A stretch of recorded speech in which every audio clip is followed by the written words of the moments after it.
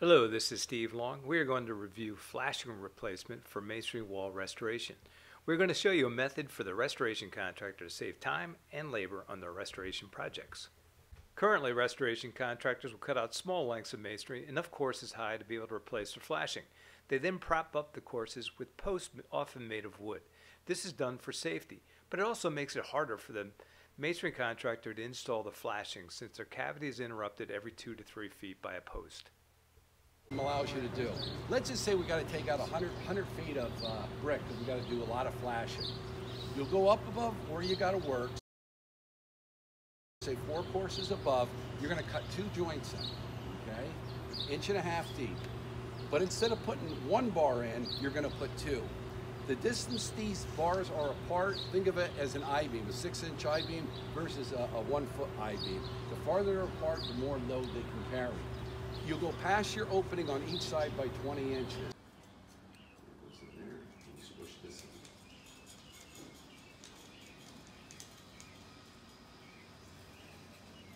This is an actual beam, okay?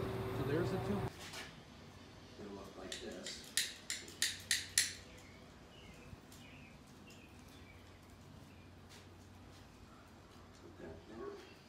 Will beaming carry a heavier load? Let's follow this test with one masonry panel without a helical tie on the left side and a masonry panel with only 1 helical bar installed in the mortar joint on the right side.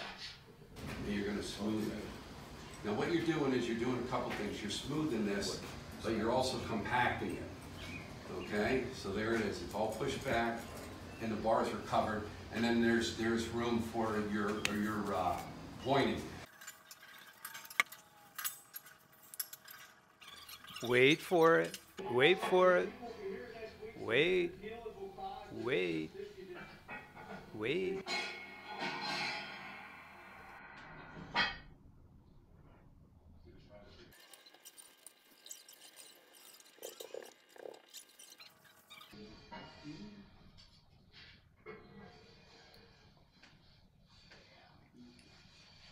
Want to save more time and labor? Use Mortarnet Solutions Total Flash, available in 5-foot sections, complete with the flashing of your choice, drip edge attached, drainage medium attached, and termination bar attached, ready to install.